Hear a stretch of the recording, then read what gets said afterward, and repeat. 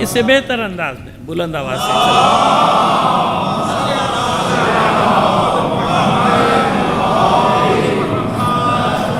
عزیزان محترم، میرے لیے بہرحال یہ ایک سعادت کا مقام ہے کہ میں پہلی بار یہاں مجلس پڑھنے کے لیے حاضر ہوا ہوں۔ اس سے پہلے نہیں معلوم کتنے سال پہلے، 15-20 سال پہلے ایک بار آیا تھا۔ اس وقت یہ آبادی کا ظاہر ہے کہ کچھ اور ہی سلسلہ تھا، اور مشکل یہ ہے کہ ہم جہاں جاتے ہیں پہلی بار تو توسل کرتے ہیں امام زمانہ سے۔ ہوتا یہ ہے کہ جب چلتے ہیں وہاں سے، کراچی سے چلتے ہیں، کسی نئی جگہ جاتے ہیں تو طرح طرح کے خدشات ذہن میں آتے ہیں، اور خدشات یہ ہوتے ہیں کہ بھئی پتہ نہیں کیسے لوگ ہوں گے، کیا مزاج ہوگا، ہماری سمجھیں گے نہیں سمجھیں گے، کیا سننے کے عادی ہیں، کیونکہ یہاں تو ماشاءاللہ آپ جانتے ہیں صبح سے شام تک پورے پاکستان میں ہر قسم کی آوازیں سنائی دیتی ہیں، تو کوئی سمجھ میں نہیں آتا بھئی کیا ہوگا کیا نہیں ہوگا۔ لیکن جب یہاں آتے ہیں، ممبر پہ بیٹھتے ہیں، تو یقین جانیں یہاں سے لے کے شمالی علاقہ جات تک جاتا ہوں، جب ممبر پہ بیٹھ جاتا ہوں تو سارے خدشات دور ہو جاتے ہیں۔ اس کی وجہ کیا ہے آپ کو دلیل دے دیتے ہیں نا۔ جب ممبر پہ بیٹھتے ہیں تو ہمیں سارے چہرے ایک ہی نظر آتے ہیں، وہ انچولی کے ہوں، جعفر طیار کے ہوں، وہ لاہور کے ہوں، فیصل آباد کے ہوں، وہ شمالی علاقہ جات کے ہوں، پشاور کے ہوں، کہیں کے ہوں، بس سب پورا مجمع ہمیں ایک ہی نظر آتا ہے، اور وہ ایک ہی جو رنگ ہے وہ ہے حسینیت کا رنگ۔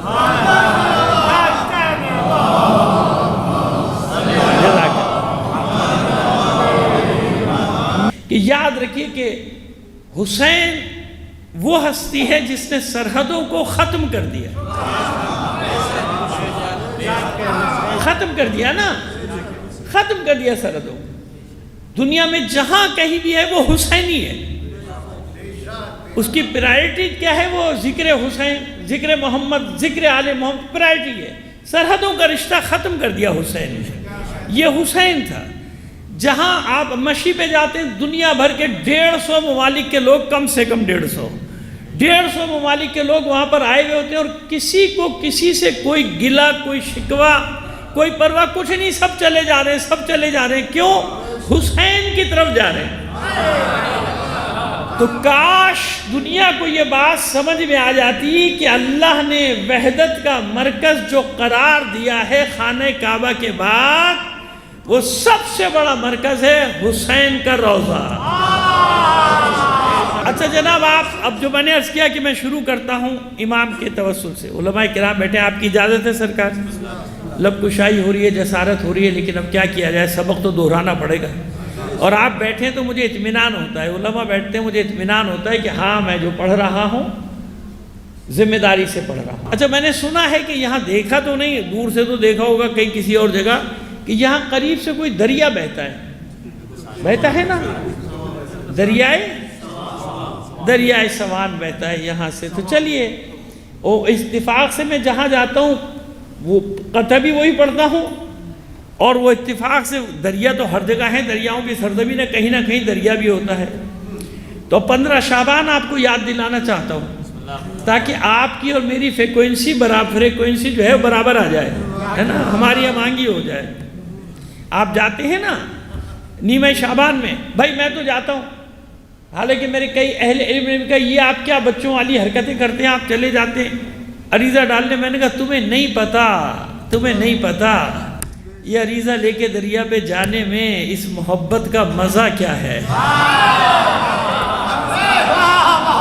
بھائی آپ انصاف سے بتائیے، میں یہاں بھی امام کو پکاروں گا، سن رہا ہے کہ نہیں سن رہا، مانے گا کہ نہیں مانے گا، ہے نا، سب جگہ یہاں بیٹھ کے اچھا یہاں نماز پڑھتے ہیں، خانہ کعبہ کہاں ہے بھائی، وہاں ہے نا، تو یہاں پڑھ لی، خانہ کعبہ ہو گیا، حکم ادا ہو گیا۔ لیکن ہر آدمی کی خواہش ہوتی ہے کہ نہیں ایک بار خانہ کعبہ میں جا کے نماز ضرور پڑھ لوں، ایک بار روضہ رسول کی زیارت وہاں جا کے کر لوں، حالانکہ یہاں سے بھی زیارت کرتا ہے نا، یہاں سے زیارت کرتا ہے۔ ایک بار کربلا چلا جاؤں، حالانکہ کون مومن ہے جس کے دل میں کربلا نہیں ہے نا۔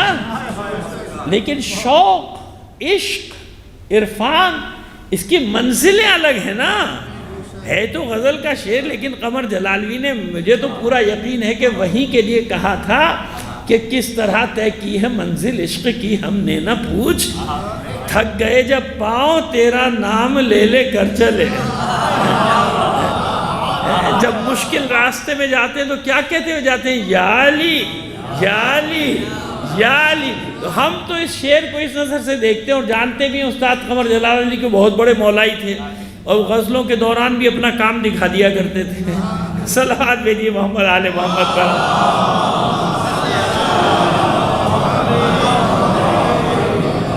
آ گئے چاہنے والے تیرے ساحل کے قریب، آ گئے۔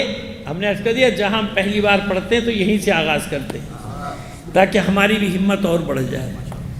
آ گئے چاہنے والے تیرے ساحل کے قریب، تاکہ دیکھیں ہے جمال رخ زیبا کیسا۔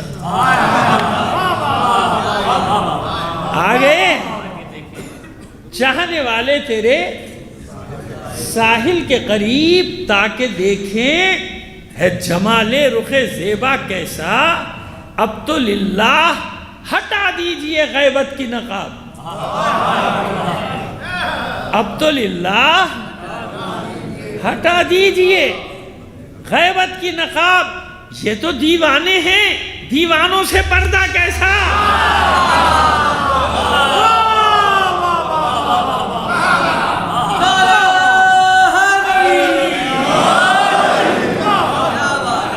اب تو للہ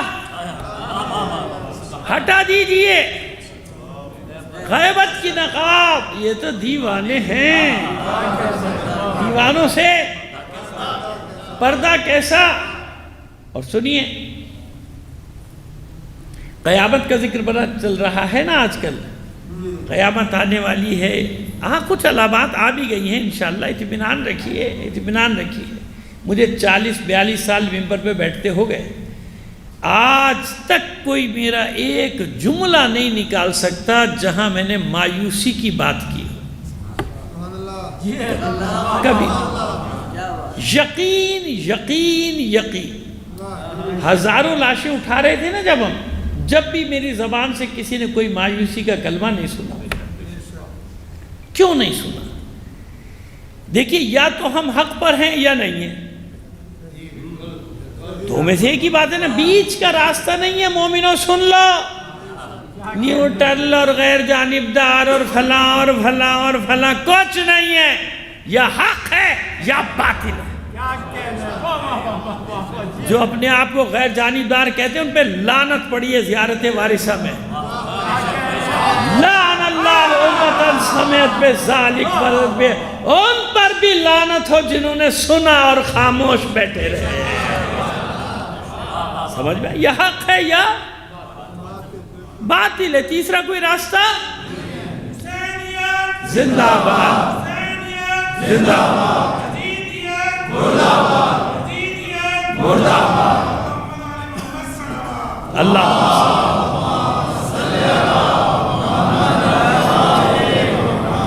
مجال کیا ہے؟ قیامت جناب آ جائے۔ مجال کیا ہے؟ قیامت جناب آ جائے، یہ وہ حساب نہیں بے حساب آ جائے۔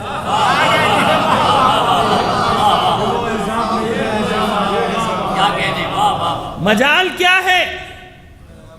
قیامت جناب آ جائے، یہ وہ حساب نہیں بے حساب آ جائے۔ قیامت آئے گی کب؟ ہم تمہیں بتائیں گے۔ قیامت آئے گی کب؟ ہم تمہیں بتائیں گے۔ عریضہ بھیجا ہے اس کا جواب آ جائے۔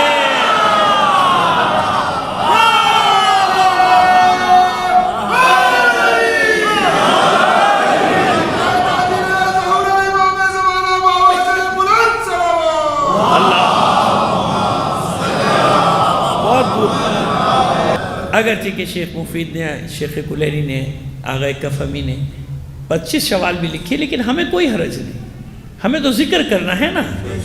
امام حسین کی تاریخ عاشورہ ہے، 365 دن ذکر کرتے نہیں کرتے؟ وہ ایام فاطمہ کے لیے ایک صاحب نے مجھ سے بڑا ایک دفعہ بحث کی کہ بھائی ایک ہی صحیح ہو سکتی ہے، یا 13 جمادی الاول یا 3 جمادی الثانی۔ میں نے کہا وہ اللہ کے بندے، تجھے کیا پریشانی ہے؟ اگر دختر رسول کا ذکر 2 بار ہو جائے اسی بہانے اور سینوں پہ سانپ لوٹیں کچھ لوگوں کے، تو تجھے اچھا نہیں لگے گا؟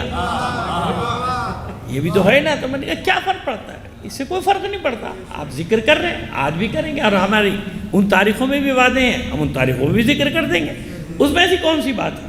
آئیے تھوڑا سا ساتھ دیں گے۔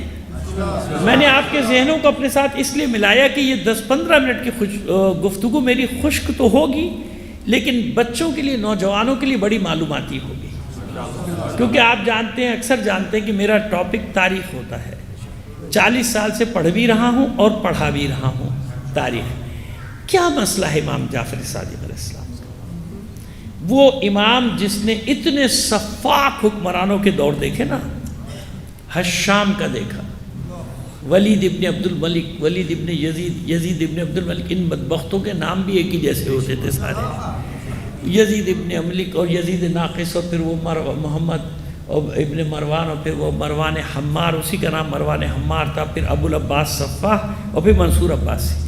7 یا 8 ان سفاک ترین حکمرانوں کا دور دیکھا امام۔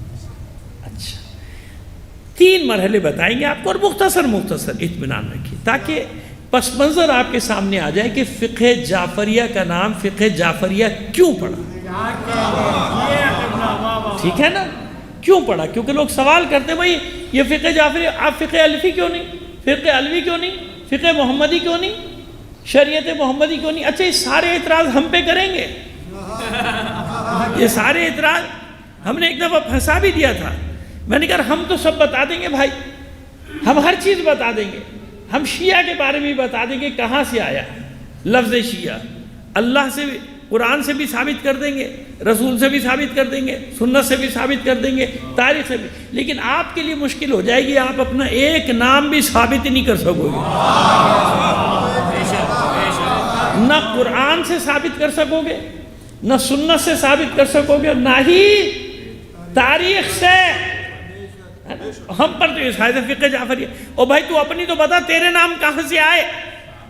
کوئی 200 سال پرانا ہے، کوئی 150 سال پرانا ہے، کوئی 300 سال پرانا ہے، کوئی 400 سال پرانا ہے، کوئی بنی امیہ کے آخری دور میں زمانہ نام آ گیا ہے نا؟ ایسے فقہ جعفری کیسے وجود میں آئی؟ 6 امام کا زمانہ سول وار کا زمانہ ہے، خانہ جنگی کا۔ بنی امیہ حکومت بچانے کے لیے لڑ رہے ہیں، اور بنی عباس حکومت پہ قبضہ کرنے کے لیے، لہذا ان کے سب سے بڑے مسائل تھے وہ جنگ، اقتدار کی جنگ۔ نیچے موقع مل گیا، کس سے موقع مل گیا؟ امام محمد باقر علیہ السلام کو سب سے پہلے۔ دیکھیے میں تھوڑی سی گفتگو میں بہت سارے مسئلے حل کر کے جاؤں گا آپ کے انشاءاللہ، اور مجھے یقین ہے کہ اکثریت کے ذہن صاف ہو جائیں گے۔ جو مسائل، جو سوالات یہاں اٹھا دیے جاتے ہیں، پیدا کر دیے جاتے ہیں، کہ بڑے پیار سے، کسی سے کوئی جھگڑا نہیں بھائی، کسی سے کوئی تنقید نہیں، کسی کے لیے کوئی برا لفظ استعمال نہیں کریں گے، لیکن ایک موقف پیش کریں گے، اور مجھے یقین ہے کہ وہ آپ کو دل و دماغ میں اتر جائے گا۔ اچھا یہ بتائیے کہ چوتھے امام 35 سال خون کے آنسو روتے رہے، ایسے ہی نا واقع کربلا کے عینی شاہد ہے نا، میں کوئی غلط بات تو نہیں کر رہا نا، یہ تو وہ باتیں جو کامن ہے، سب کو معلوم ہے۔ 35 سال آپ روتے رہے، ماتم کرتے رہے، گریا کرتے رہے، پانی دیکھتے تھے، روتے تھے، واقع کربلا کیونکہ آنکھوں کے سامنے گزرا۔ اچھا میرا آپ سے سوال ہے کہ کربلا میں 5ویں امام نہیں تھے نا؟ امام محمد باقر علیہ السلام، اور ان اسیروں میں تھے جنہیں رسیوں سے جکڑ کے تاریک زندانوں میں ڈال دیا گیا۔ یہ اللہ کی مصلحت اور مشیت کے جناب سکینہ سلام اللہ علیہ شہید ہو گئیں، اور جناب امام محمد باقر علیہ السلام امامت کا سلسلہ کیونکہ اللہ حفاظت کر رہا تھا نا ہے۔ آپ مجھے بتا دیجیے امام محمد باقر علیہ السلام کے بارے میں مجلسیں کی، ذکر کیا، لیکن ایسا ذکر کیوں نہیں ہوا چوتھے امام والا؟ سمجھے آپ؟ یہ مسئلہ ہے بنیادی جو آپ کو سمجھنا ہے۔ یاد رکھیے، معصومین کا کوئی کام مصلحت الہی کے بغیر، مشیت الہی کے بغیر نہیں ہوتے۔ دیکھیے ذرا سا آپ کو سمجھا دیں، چوتھے امام کا زمانہ انتہائی ایسا سفاکیت کا دور تھا کہ کوئی ظاہر بھی نہیں کر سکتا تھا کہ میں شیعہ۔ امام کے گھر ملنے نہیں آتے تھے کہ پکڑا، نظر میں رہتا تھا کہ کون جائے گا چوتھے امام کے گھر، پکڑو گردن اڑا دو۔ ایسے ہی ہے نا؟ تو کس طرح سے جاتے تھے؟ نیٹ ورک کیسا تھا ائمہ طاہرین کا؟ سبزی فروش بن کے چلے گئے، سبزی لے لو، گھی، مکھن، دہی سر پہ رکھ کے چلے گئے، محلوں میں بیچ رہے ہیں، اور پھر وہاں سے پیغامات کے تبادلے۔ ائمہ طاہرین نے تحریکیں چلانی سکھائی تھیں، سمجھ آئی بات؟ تو وہاں سے وہ تبادلے ہوتے تھے پیغامات کے، اس کے باوجود بھی کچھ پکڑ لیے جاتے تھے۔ تو کیا کیا امام نے؟ کیونکہ امام کے بارے میں آپ جانتے ہیں نا کہ یزید کو اتنا بڑا سبق مل چکا تھا لعنت اللہ علیہ کو، کہ اس نے جب مسلم بن عتبہ کو بھیجا تھا، وہ واقعہ ہرہ جس پر ہم بڑے تفصیل سے پڑھتے رہے ہیں کبھی، واقعہ ہرہ کے لیے بھیجا تھا تو تاکید کر کے بھیجا تھا کہ پورے مدینے کو تاراج کرنا، حسین ابن علی کو نہ چھیڑنا، یعنی علی ابن حسین کو، یعنی امام سجاد کو، ان سے متعارض نہ ہونا، ان سے بالکل نہیں، ان کو چھوڑ دینا۔ اور وہی ایک خاندان بچا تھا، مدینے کے باہر گھر بنا لیا تھا، ساری تاریخوں میں آپ سنتے رہتے ہیں، وہاں نہیں گیا اور وہ ایسا گھر تھا کہ پورا مدینے نے حملہ کر دیا تھا مروان پہ۔ مروان لعنت اللہ، ابھی دے دو جتنی لعنتیں اس کو دینی ہے، تھوڑے دن بعد کوئی اس کا بھی رشتہ دار پیدا ہو جائے گا۔ آج کل پتہ کچھ نہیں ہے بھائی، کچھ نہیں پتہ، کوئی کھڑا ہو جائے گا، وہ ہمارا جد اعلیٰ تھا، اس کو برا کہہ دیا، چل بھائی تھانے۔ مجھے تو خوف ہے ابو لہب کے اور ابو جہل کے رشتہ دار نہ پیدا ہو جائیں بھائی۔ وہ ہمارا جد اعلیٰ تھا، تم نے اس کو برا بلا کہہ دیا بھائی، چلو ایف آئی آر کاٹو۔ تو مجھے پتہ نہیں چلتا بھائی کس کس سے رشتہ داری ہے، ایک بار بتا دو، ساری لسٹیں دے دو بھائی، ہم ان لسٹوں کو الگ کر کے ایک ہی بار تمام کے بعد نام بھی نہیں لیں گے کیونکہ سب پہ لعنت بے شمار، ختم ہو گئی بات۔ تو یہ آج کل بڑا مسئلہ ہے، یہ ہے جہالت کی سب سے بڑی نشانی، کہ جب بات چیت نہیں کر سکتے، آرگومنٹ نہیں کر سکتے تو ان حرکتوں پہ ابھراتے۔ تو ابھی فی الحال مروان کو آپ لعنت کھلم کھلا بھیجیں، جی بھر کے بھیجیں، اور یقین مانیں جب آپ مروان پہ لعنت بھیجیں گے نا، یقین جانیے جتنے مروانی اگلے پچھلے سب پہ لعنت چلی جائے گی۔ میں تو آپ کو طریقے بتا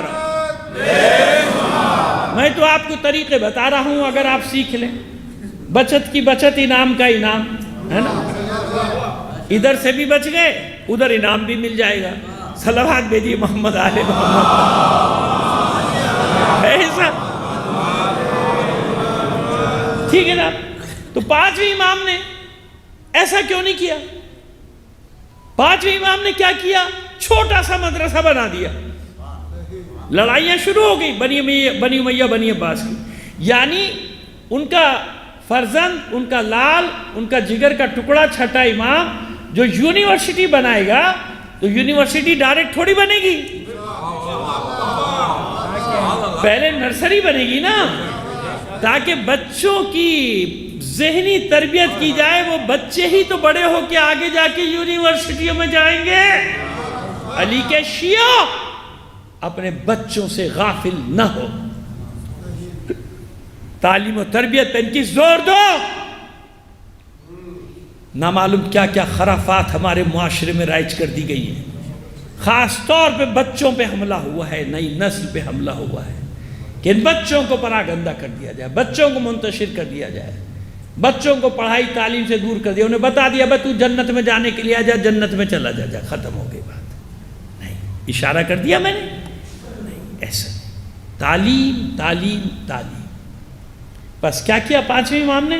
مدرسہ بنا دیا، چھوٹے بچوں کو پڑھانا شروع کیا، وہ چھوٹے بچے بڑے ہوتے گئے، مدرسہ بنتا گیا، اب کسی کی توجہ ادھر نہیں ہے، کیوں؟ وہاں جھگڑا شروع ہو گیا نا، وہاں جنگ چلے گا. چھوڑو بھائی، پہلے یہ اقتدار کی بات کرو. بڑی اقتدار کی جنگ بڑی ہوتی ہے نا. جب اقتدار کی لڑائی ہوتی ہے تو کبھی کبھی نچلے لوگوں کو، چھوٹے لوگوں کو، ہم جیسے لوگوں کو بھی بڑا فائدہ ہو جاتا ہے نا، کہ چلو بھائی اپنا کام تو کر لو، ابھی یہ الجھے ہوئے ادھر، ان کو الجھا رہنے دو. مدرسہ بن گیا. یہ بنیاد تھی جو 5ویں امام نے ڈالی تھی. سمجھ گئے آپ کربلا کا مقصد کیا تھا؟ 4تھے امام نے مصائب بیان کر کر کے، واقعات کربلا بیان کر کر کے، ٹھیک ہے ظاہر ہے کہ اس زمانے میں نہ ریکارڈنگ تھی، نہ ویڈیو تھا، نہ موبائل تھا، کچھ نہیں تھا. جب سینکڑوں لوگوں کے سامنے واقع کربلا بیان کر کے جاتے تھے اور وہ جناب بکھر جاتے تھے، تو کیا سب کے سب لفظ بہ لفظ یاد کر کے جاتے تھے؟ کیا عقلی بات کر رہا ہوں؟ نہیں تھا. اب کوئی اپنے علاقے میں جا کے آدھا بھول گیا، کوئی پورا بھول گیا، کوئی نام بھول گیا. یہ جو آپ کو روایات میں ذرا ذرا سے اختلافات نظر آتے ہیں میرے بھائی، یہ اس لیے نظر آتے ہیں کہ امام کے لفظوں میں اختلاف نہیں ہے. وہ جو مجمع نیچے بیٹھا ہوا ہے نا. اچھا میں آپ سے ابھی کی بات کرتا ہوں، میں تقریر کر کے چلا جاؤں گا، چیلنج کرتا ہوں کہ یہ پورا مجمع لفظ بہ لفظ میری باتیں بتا دے. بتا سکتا ہے؟ نہیں نا، بدل جائے گا، اپنے الفاظ آ جائیں گے، نام بھول جائے گا. یہ تو بھائی اتنا تو سوچ لیا کرو کہ امام بتا رہا ہے، وہ معصوم ہے، سامنے سننے والے معصوم تھوڑی ہیں. اچھا اور اس میں ہر قسم کے لوگ ہوتے تھے. امام کی درسگاہ میں کوئی ایسا تو نہیں تھا فلاں آئے گا فلاں نہیں آئے گا، ایسا تو نہیں تھا نا. سارے آتے تھے، حتیٰ کہ ہندو بھی، مسیحی بھی، یہودی بھی اور منافق بھی نہیں آتے تھے. اب میں صراحت سے نام لوں کیا؟ نہیں لوں گا صراحت سے نام. اگر آپ نہیں سمجھے ہیں تو پھر مجھے افسوس ہو رہا ہے کہ آپ کیوں نہیں سمجھے. آپ کو سمجھنا چاہیے تھا جب میں یہ کہہ رہا ہوں کہ منافق بھی آتے تھے، علم حاصل کرتے تھے اور باہر جا کے خیانت کرتے تھے، امام کے خلاف فتوے دیتے تھے. اب تو سمجھ میں آ گئی. صلوات بھیجیے محمد آل محمد. سمجھ میں آ گئی بات ہماری؟ بس یعنی 4تھے امام نے کیا کیا؟ کربلا کی بنیادوں کو مضبوط کیا. 35 سال کربلا کربلا کربلا. کیوں؟ جانتے ہیں 4تھے امام کہ جن مدرسوں کی بنیاد کربلا ہوگا وہ قیامت تک یزیدیوں کے سامنے کھڑے رہیں گے.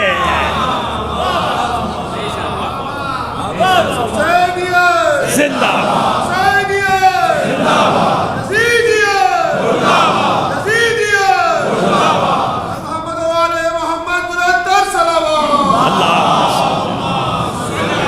سمجھ میں آئی بات؟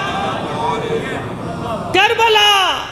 اسی لیے تو آج ہمارے دوسرے بھی بڑے بڑے دانشور، نام لینا میری عادت نہیں ہے، ایک بہت ریئر کیسز میں نام لے دیتا ہوں کسی کا جہاں میں بہت واجب سمجھتا ہوں کہ اس کا نام لے دیا جائے، ورنہ نام لیتا. سارے لگے ہوئے سوشل میڈیا پہ کہ بھائی مسئلہ یہ ان کے پاس کربلا ہے، تمہارے پاس نہیں ہے. ایک بہت بڑے گزر گئے، دنیا سے گزر گئے، ان کی کلپ آج کل چلا رہے ہیں، بہت لوگ چلا رہے ہیں. اس میں وہ یہی کہہ رہے ہیں کہ تم تو بالکل ہی فارغ ہو گئے ہو، اور یہ اس لیے کھڑے ہوئے ہیں کہ ان کے پاس. اب سمجھ میں آئے؟ یعنی ہر امام، کیوں کہا تھا اللہ کے رسول نے؟ سنیے، نتیجے ملاتے چلے جائیں گے نا کڑی سے کڑی. کیوں فرمایا تھا کہ انا اولنا محمد وانا اوسطنا محمد وانا آخرنا محمد وانا کلنا، سب کے سب محمد. کیوں؟ جانتے تھے کہ ہر ایک کا زمانہ الگ ہوگا، ہر ایک کا طریقہ کار الگ ہوگا. محلے یعنی زمان و مکان کے حساب سے، جیسا زمان و مکان ہوگا، یعنی جیسا دشمن وار کرے گا اسی حکمت عملی کے تحت جواب دیا جائے گا. تو بظاہر تضاد ہے کہ وہ 4تھے امام نے یہ کیا، 5ویں امام نے یہ کیا، 6ٹھے امام نے یہ کیا، 7ویں امام نے تو یہ کیا، 8ویں امام نے ولی عہدی قبول کر لی. مثال دے رہا ہوں، ہے کہ نہیں ہے ایسا؟ کسی نے صلح کر لی، کسی نے جنگ کر لی. یہی تو سمجھایا اللہ کے رسول نے کہ یہ جو بھی کریں گے وہ سب کا عمل ہوگا. حسن کی جگہ حسین ہوں گے تو وہی کریں گے جو حسن نے کیا. حسین کی جگہ حسن ہوں گے تو وہی کریں گے جو. سمجھ میں آ رہی ہے ہماری بات؟ اس کو کہتے ہیں محکم متشابہ. جیسے قرآن مجید کے محکم اور متشابہ ہیں نا، اسی طرح ائمہ طاہرین کی کہ بعض جگہ انسان عجیب مخمسے کا شکار ہو جاتا ہے کہ بھئی یہ کیا ہوا، یہ ہم سے تو یہ کہا گیا تھا کہ خبردار ظالم کی نوکری اختیار نہ کرنا. ائمہ طاہرین میں سے ایک خود ولی عہد بن گئے ہے نا. اس لیے میں نے کہا محکم متشابہ، اس پہ زندگی رہے گی انشاءاللہ. کبھی خمسہ عشرہ پڑھیں گے، پڑھتے رہتے ہیں، آتے رہتے ہیں، آپ لوگ بلاتے ہیں وہاں، دوسرے کو بھی تو بلا ہی لیتے ہیں، تو وہاں جا کے آپ کو بیان کر دیں گے کہ کیا کیا مسائل تھے. لیکن ابھی چھوٹی چھوٹی سی باتیں لے کر چلیں. سمجھ میں آئی؟ کیا کیا؟ چوتھے امام نے بنیاد نیو جو نظر نہیں آتی، زمین کے اندر ہوتی نا، لیکن وہ جتنی مضبوط ہوگی اتنا ہی مضبوط عمارت، جڑ جتنی مضبوط درخت بھی. تو وہ کربلا کی جڑیں، وہ کربلا کی بنیاد جو چوتھے امام نے بنا دی. 14 صدیاں ہو گئیں. کتنے طوفان، کتنے سیلاب، کتنی آندھیاں، کتنے مظالم، کتنے چنگیز، کتنے فرعون، کتنے یزید حملہ آور ہوتے رہے کہ نہیں ہوتے رہے؟ ہوتے رہے. ارے پتیوں کو نقصان پہنچے گا، شاخوں کو نقصان پہنچے گا، جڑ مضبوط ہے. جب جڑ مضبوط ہے تو پھر وہ شجر سایہ دار بن جاتا ہے. یہ میں نے آپ کو ایک مثال دے دی چوتھے امام کی، کیونکہ ہماری ابھی معذرت کے بہت معذرت ہے، 10 بس عرض کر رہا ہوں، کسی کی توہین مقصود نہیں ہے میرا، لیکن چوتھے امام کو بھی وہیں تک محدود کر دیا ہے نا، بس چند مصائب تک. اللہ کے بندوں ایسا نہیں ہے. چوتھے امام جانتے ہیں کہ دیکھیے اللہ نے 12 امام بنائے نا. کیوں بنائے بھائی؟ یہ 2 ہی بنا دیتا، 3 بنا دیتا، کربلا پہ ختم ہو گیا، جنت دوزخ تقسیم ہو گئی.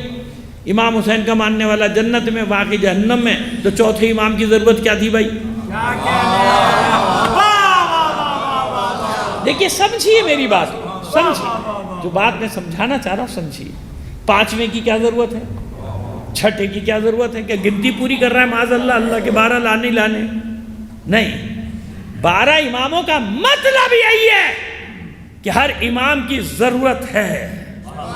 کیوں؟ وہ حکیم و دانا کوئی عبث کام نہیں کرتا.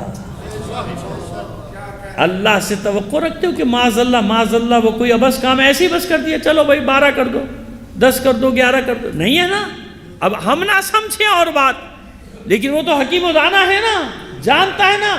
تو بس 12 اماموں کی خلقت کا مقصد کیا؟ کہ ہر امام کی ضرورت ہے، ہر زمانے میں ضرورت تھی. تو چوتھے امام نے بنیادیں بنائی، 5ویں امام نے اس بنیاد پر، اس نیو پر، نیو کہتے ہیں نا آپ لوگ اردو میں، اب پتہ نہیں پنجابی میں کیا کہتے ہوں گے بھائی. تھوڑی سیکھنے کی کوشش کر رہا ہوں، آدھی سے زیادہ میں نے سیکھ لی ہے، بے فکر رہی ہے. اتنے عرصے سے آ رہا ہوں یہاں پنجاب. تو نیو جو تھی، اس نیو کے اوپر امام نے مدرسہ ڈال دیا،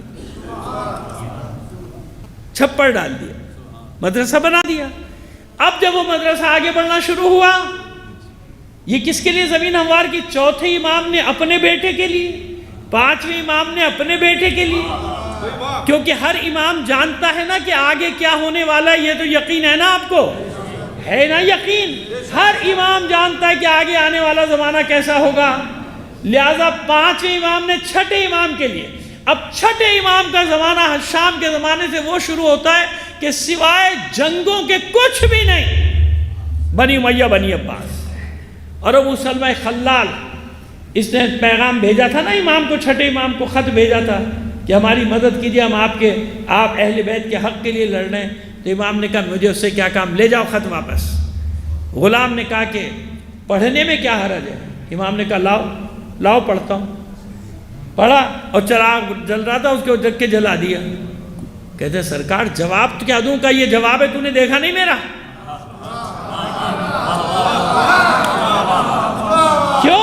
کیوں؟ امام جانتے تھے کہ یہ بھی خبیث ہیں اور یہ آنے کے بعد پہلے سے زیادہ ظلم و ستم ڈھائیں گے.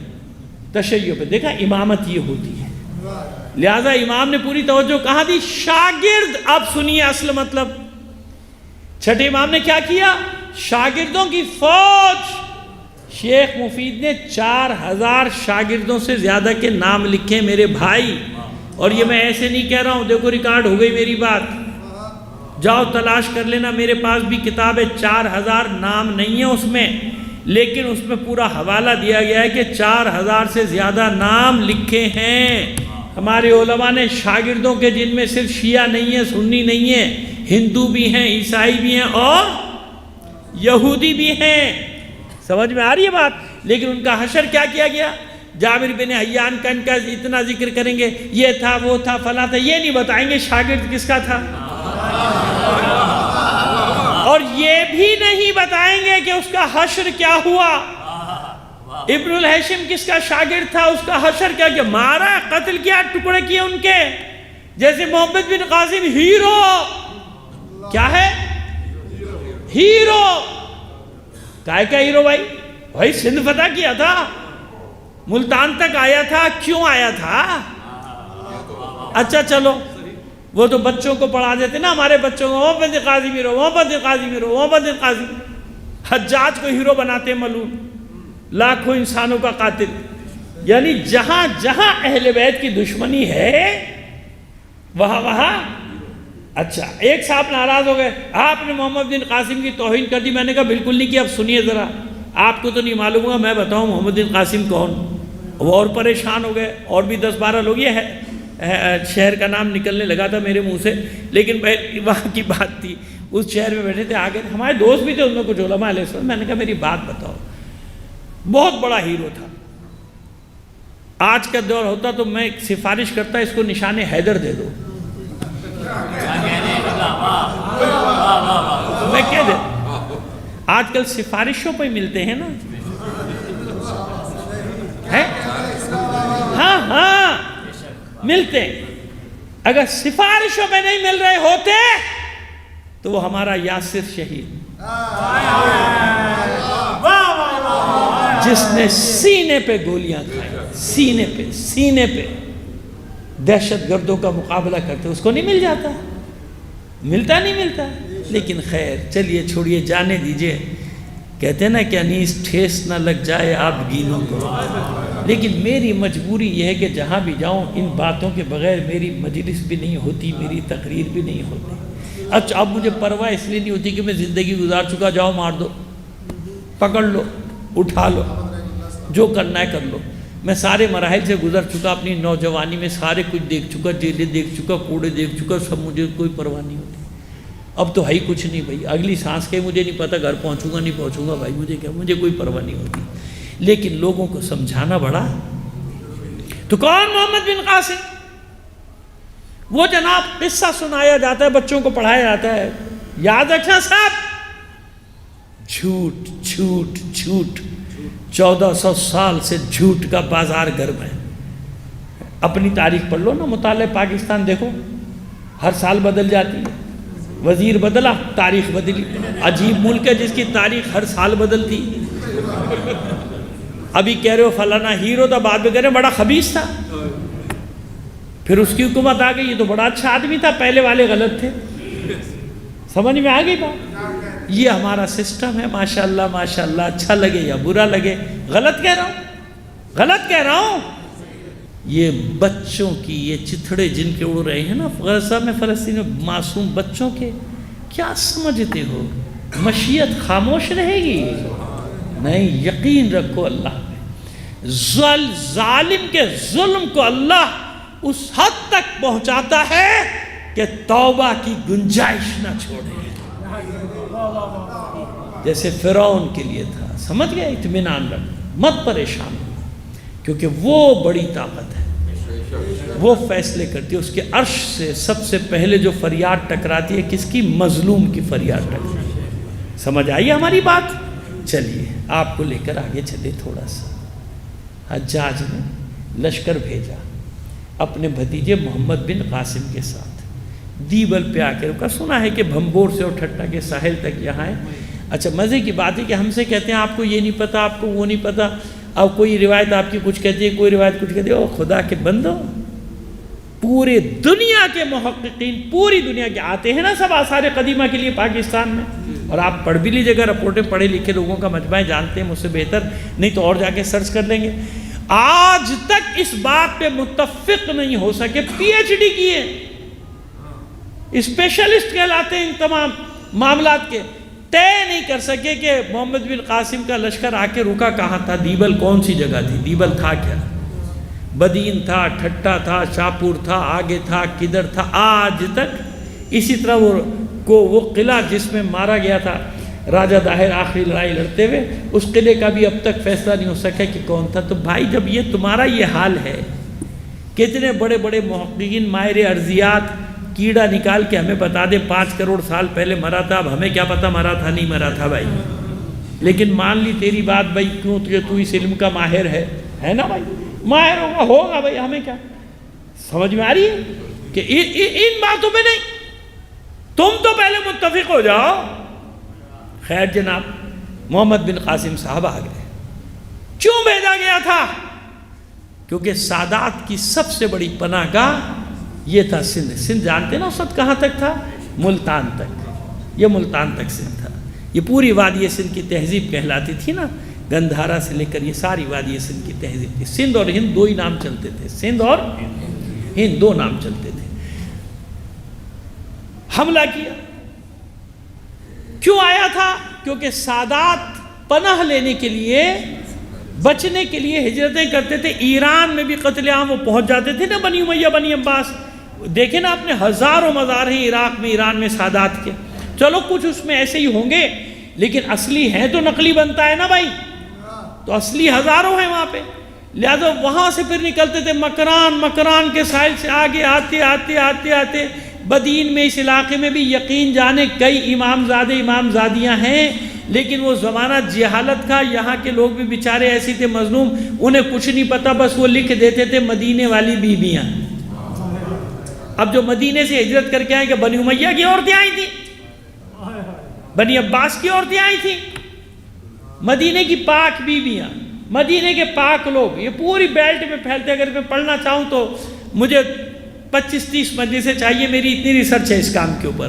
تو وہ سارے آتے گئے نا، پہنچتے گئے نا، پھیلتے گئے. سندھ بہترین امن کا گہوارہ تھا. سندھ میں نے پھر بتا دیا آپ کو کہ سندھ اور ہند دو علاقے کہلاتے تھے. آج کا مخصوص سندھ نہیں، آدھا ہند تھا آدھا سندھ تھا. دریائے سندھ کی وجہ سے نا یہ پوری سندھ کی پٹی کہلاتی تھی. آدھے سندھ میں، کچھ سندھ میں رہتے تھے، کچھ وہاں چلے جاتے تھے. اب جاسوسوں نے خبریں دی کہ بھائی یہ تو ادھر اڈا بن رہا ہے، سندھ اور ہند میں آ گئے. اس نے لشکر بھیجا کہ قتل کرو. جب وہ آیا اس نے کہا راجہ داہر سے کہ سادات کو میرے حوالے کرو، جو ہمارے لوگوں سے کہا میں نے پناہ دی ہے. اوہو، جب میں نے یہ بات کی کراچی میں، اوہو تکفیریوں کو جو آگے لگی. ارے حضرت محمد بن قاسم کو یہ کہہ دیا. اچھا اس میں بعض بدبختوں کو یہ بھی نہیں معلوم تھا کہ وہ صحابی بھی نہیں ہے، تابعی بھی نہیں ہے. یہ صحابیوں کی توہین کرتے، تابعین کی توہین کرتے. تو ان کے کسی نے جواب دیا کہ وہ بھائی اپنی یہ پوسٹ ڈیلیٹ کر دے، نہ وہ صحابی تھا نہ وہ تابعی تھا. یہ ہمارا ان جاہلوں سے مقابلہ ہے کہ جن کو اپنا بھی کچھ نہیں پتا ہے، اپنا بھی. ان جاہلوں سے ہمارا واسطہ پڑ گیا. محمد بن قاسم سادات کا قتل عام کرنے آیا تھا. اس نے کہا نہیں دوں گا، سادات میری پناہ میں. جنگ ہوئی. لیکن ایک پازیٹیو چیز اور بتائیں آپ کو، کچھ عرصے میں ہی محمد بن قاسم کو یہ احساس ہوا کہ نہیں، سادات کوئی ہمارے خلاف بغاوت نہیں کر رہے. کیونکہ وہاں پیغام یہ جاتا تھا نا کہ سادات تیرے خلاف لشکر اکٹھا کر رہے ہیں، یہ کر رہے ہیں، وہ کر رہے ہیں، حملہ کریں. تو اس کو اندازہ ہو گیا کہ نہیں، یہ خامخواہ کا جھوٹ ہے، یہ تو دین پھیلا رہے، ایمان پھیلا. ینگ تھا نا، تو جوانوں میں تھوڑا سا کچھ نہ کچھ حس ہوتی ہے. تو اس نے سادات کو چھوڑ دیا. سادات کا قتل عام اس نے نہیں کیا. میں پوری ذمہ داری سے، میں پوری ریسرچ، کئی لوگوں نے PhD کی ہے اس پہ، وہ ساری میرے پاس ان کی ریسرچ موجود ہے. اور یہ قرائن بھی یہ کہتے ہیں کہ اس نے بعد میں نہیں مارا. ابھی وجہ بتاتا ہوں کہ کیوں نہیں مارا اور اس کا صلہ اس کو کیا ملا.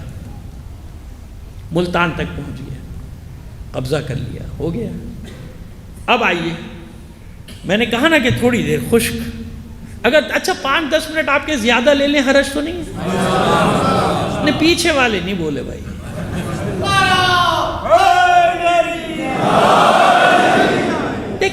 اب میری تسلی نہیں ہوتی. ایک مطلب ہے نا، خواہ کی میں وہ نہیں کر رہا ہوں، خطابت تو مجھے آتی بھی نہیں ہے، تو میں چاہ رہا ہوں کہ ایک مطلب کو کسی حد تک پہنچا دوں تاکہ تشنگی نہ رہے.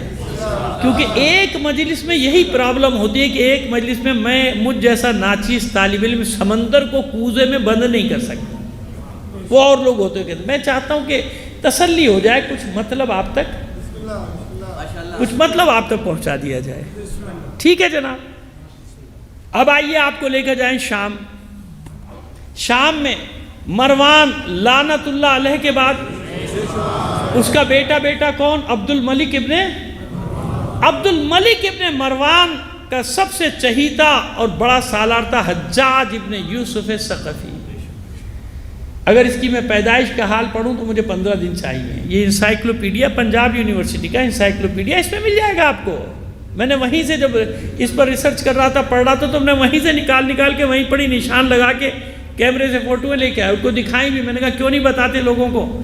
تو وہ ہنس کے کہتا ہے بتا دیں گے تو لوگ ہمارے سے بگڑ جائیں گے. بھائی خود ہی کہہ رہا ہے، کہہ رہا بتا دیں گے تو لوگ تو ادھر چلے جائیں گے. تو یہ تو حال ہے ان کا، اپنے لوگوں کو کبھی حقائق بتاتے نہیں ہے. وہ اس کی پیدائش کا واقعہ بالکل الگ ہے کہ کتنا خبیث یہ پیدا ہوا تھا. تو اب یہ حجاج بن یوسف، اس کا یہ حجاج بن یوسف وہ ہے، واقع ہجرت 64 ہجری میں ہوا تھا نا، یزید کے زمانے میں. بہت اس وقت یہ قبضہ نہیں کر سکے تھے، عبداللہ ابن زبیر پر قابو نہیں پا سکے تھے. حجاج بن یوسف نے لشکر بھیجا تھا، خود گیا تھا مدینے کو، بالکل واقع ہرہ کی طرح دوبارہ اس نے تاراج کیا 72 ہجری میں. اور یہ اس لیے بتا رہا ہوں کہ آپ جب بات کریں کسی پڑھے لکھے سے، جاہل کو نہیں معلوم ہے ان کے، تو اس کو سمجھا سکیں کہ جب تاریخ پڑھ، ابھی نکال، کوئی سی بھی تاریخ نکال لے، طبری نکال لے، خمیس نکال لے، ابن خلدون نکال لے، ابن خلقان نکال لے، جو بھی نکالے گا تجھے وہی ملے گا جو میرا مولوی بتا کے گیا ہے حسن ظفر، تجھے وہی ملے گا. تو یہ جناب انہوں نے کیا کیا؟ حملہ کیا، مدینے کو تاراج کیا، مکے کا محاصرہ کیا. مکے میں کون اندر محصور؟ عبداللہ ابن زبیر، ان کا بھائی، چھوٹا بھائی، ان کی والدہ. اور جب محاصرہ بڑا ہوا تو منجنیقوں سے حجاج نے کعبے پر پتھر برسائے، جسے تو اپنا ہیرو کہتا ہے بدبخت، جسے تو اسلام کا مجاہد کہتا ہے. پڑھ اپنی تاریخ. پتھر برسائے اور آگ برسائی، یہاں تک کہ سب نے لکھا کہ خانہ کعبہ کا غلاف جل گیا اور ایک دیوار گر گئی. کفار کی بات کرتے ہو. اسی لیے آج ان کو کوئی پرواہ نہیں، روزے ڈھا دو، جنت البقیع ڈھا دو، جو کر دو، ان کو کیا کی پرواہ؟ یہ تو خود کرتے چلے آئے نا، انہیں نے تو خود کیا. 72 ہجری میں ڈھا دیا. یہ اس کا محمد بن قاسم سے کیا ربط ہے سنیے. محمد بن قاسم کا بھتیجا، وہ حجاج بن یوسف کا بھتیجا محمد بن قاسم، یہ ناک کا بال تھا عبد الملک ابن مروان کی، حجاج ابن یوسف. حجاج اب یہ چاہتا تھا آخری وقت میں عبد الملک ابن مروان کے اپنے بیٹوں میں سے کسی ایک کو ولی عہد بنائے. تو 2 بھائی امیدوار تھے بڑے، ایک ولید ابن عبد الملک، ایک سلمان ابن مجھے انصاف سے بتائیے، آپ بور تو نہیں ہو رہے ہیں نا؟ نہیں تو میں بدل دوں گا، پھر میں بھی نعرے بازی پہ آ جاؤں گا، آپ خوش ہو جائیں گے. صلوات بھیجیے محمد آل محمد پر.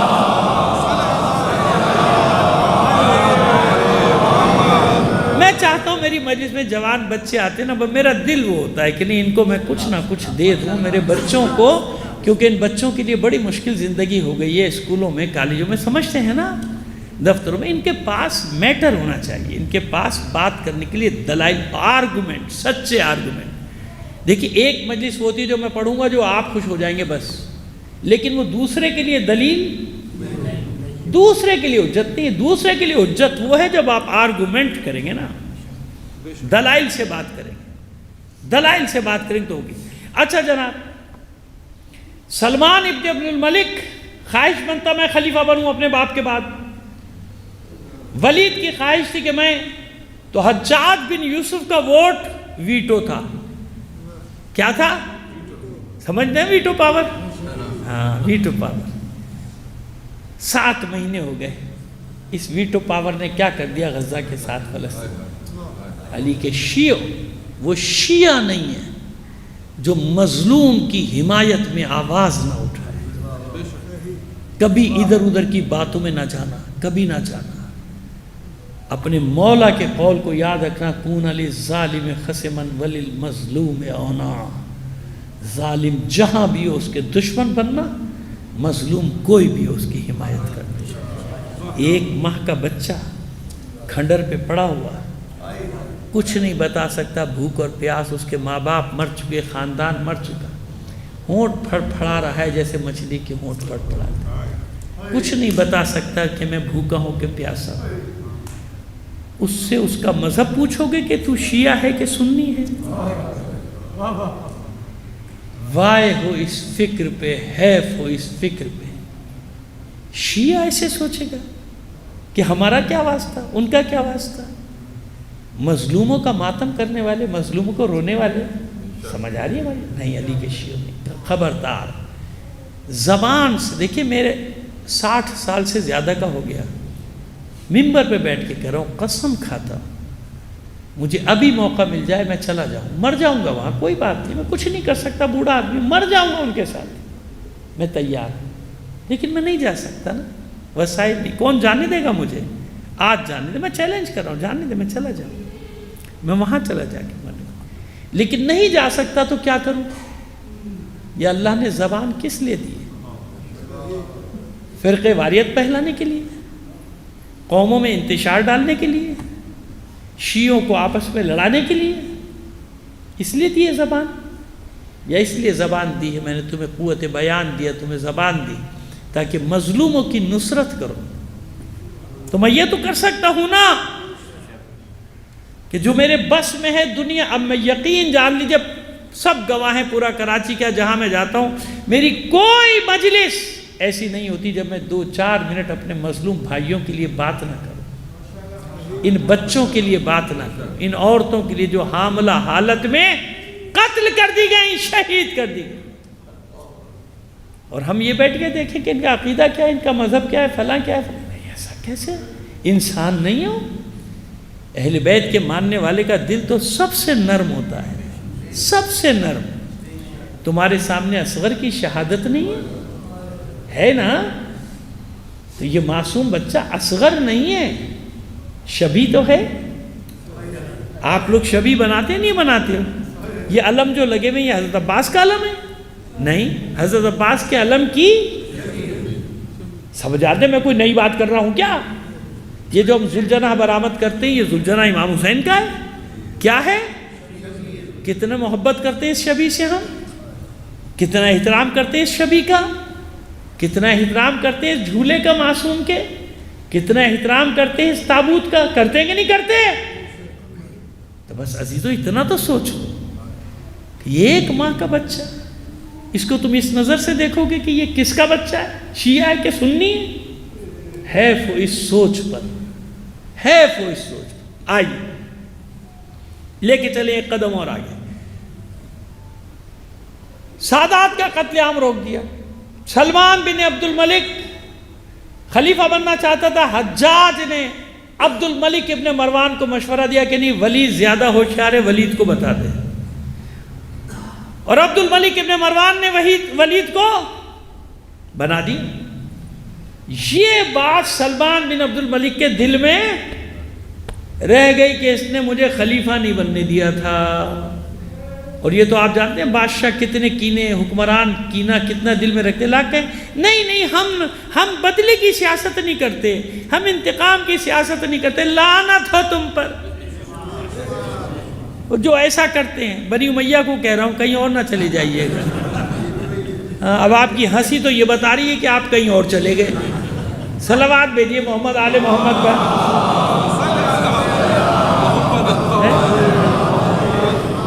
نہیں ہم انتقام کی سیاست ہے۔ کتنے کینے بغض ان کے دلوں میں بھرے ہوئے ہوتے ہیں، کتنے کینے۔ اب کیا ہوا جناب؟ وہ تو مر گیا، حجاج سے تو یہ بدلہ لے نہیں سکا، حجاج اس کی زندگی میں مر گیا، یعنی عبد الملک ابن ولید ابن عبد الملک کی زندگی میں ہی وہ مر گیا۔ اب وہ آگے جناب سلمان، اب سلمان تو بدلہ لینے کی آگ میں جل رہا تھا نا، کہ اب حجاج تو ہے نہیں، سندھ پہ کس کی حکومت؟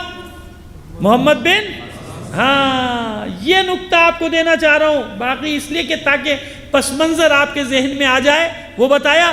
اب لیجئے نتیجہ، اب یہ جو کہتے ہیں نا یوم فتح باب الاسلام، یوم فتح محمد بن قاسم آیا، اور یہ بھی تو بتاؤ محمد بن قاسم کے ساتھ ہوا کیا تھا، اس کا اینڈ تو بتاؤ، اس کا اختتام تو بتاؤ۔ وہاں آ کے پر جلنے لگتے، نہیں آگے نہیں، کیوں نہیں آگے، کیوں نہیں آگے؟ ائمہ طاہرین کی اولاد میں اگر کسی نے بغاوت کی ہے تو ہم نے ببانگ دول اسے باغی کہا ہے۔ کہا ہے کہ نہیں کہا؟ کہا ہے کہ نہیں کہا؟ تاریخ بھری ہوئی ہے، ائمہ طاہرین کی اولادوں میں جو باغی نکل گئے ہم نے ان کو باغی کہا، ہمارا ان سے کوئی تعلق نہیں، ہم ان سے برات کا اعلان کرتے ہیں، حالانکہ امام کی اولاد ہیں، فاطمہ کی اولاد ہے، لیکن نہیں، غدار غدار ہوتا ہے۔ تو اب تم بھی کہو نا، اتنی ہمت ہے تو کہو نا، کیا ہوا تھا محمد بن قاسم کے ساتھ؟ جانتے کیا ہوا؟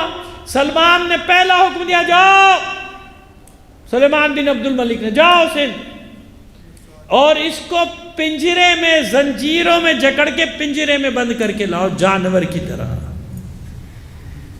ملتان سے دمشق تک کا سفر زنجیروں میں جکڑا ہوا ہے، جانوروں کی طرح، بندر کتے کی طرح، اور اس کے اونٹ کے اوپر جنگلہ رکھا ہوا، اس جنگلے میں اس کو لے کر آیا گیا وہاں۔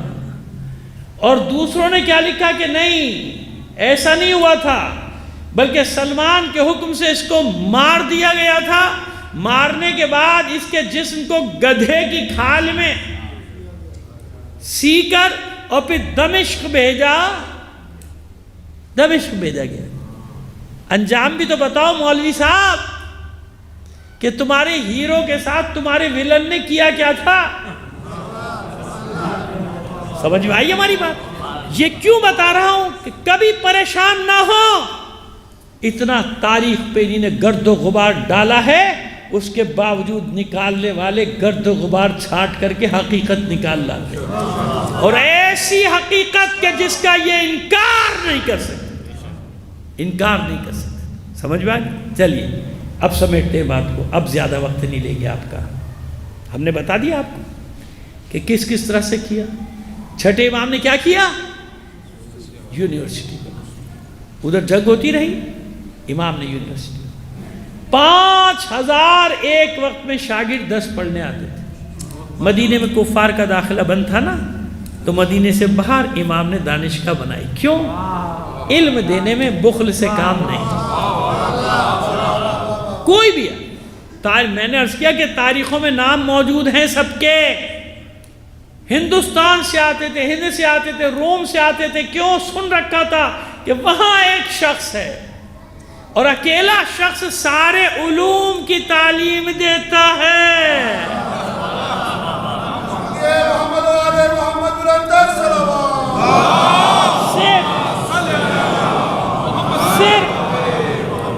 صرف فقہی تعلیم نہیں بتاتا، صرف آیات حفظ نہیں کرا دیتا کہ حافظ بن جا، پتہ کچھ بھی نہیں ہے کیا پڑھے جا رہا ہوں۔ حافظ بن گیا، ارے بھیا حافظ کہنے سے بھی ڈر لگتا ہے آج کل تو، ویگو نہ آ جائے۔ صلوات بھیجیے محمد آل محمد پر۔ ہے چلو میں نے لفظ بدل دیا، ہاں بھئی ہم تو تقریر میں یہ سارے جملے کہتے ہی رہتے ہیں، پتہ نہیں کہاں کہاں کس پہ جا کے پڑھتی ہے، وہ ہمارے گلے پڑ جاتا ہے۔ خیر ہمارے گلے کیا پڑے گا، الحمدللہ دعا کیجئے ابھی تک ثابت قدم ہے، آخری سانس تک اللہ ثابت قدم رکھے۔ ہم تو اس بات کے قائل ہیں کہ یہ جان تو آنی جانی ہے، اس جان کی تو کوئی بات نہیں، دیکھی جائے گی، لیکن پھر بھی اب سمجھ میں آ گیا۔ قاری صاحب، قاری کو تو کہہ سکتے ہیں، قاضی صاحب، ارے بھائی قاضی میں بھی مصیبت ہے۔ صلوات بھیجیے محمد آل محمد۔ عجیب ہے، او بھائی خدا کے بندو، ہم جائیں تو کہاں جائیں، کدھر جائیں؟ سارے لقب تم نے رکھ لیے، ہم کسی کو کہتے ہیں تم اپنے اوپر لے جاتے ہو۔ ہم کہتے ہیں قاضی شرح، وہ کہتے ہیں قاضی کا نام کیوں لیا؟ ارے تو بھائی کس کا نام لے دوں؟ تو اور کوئی نام رکھ دے۔ اس زمانے میں قاضی ہی کہا جاتا تھا، اور کیا کہا جاتا تھا؟ قاضی تو کہا جاتا تھا اس کو۔ خیر جناب، چلو بھائی تیرا بھی نام نہیں لیں گے قاضی جا آج سے۔ صلوات بھیجیے محمد آل محمد پر۔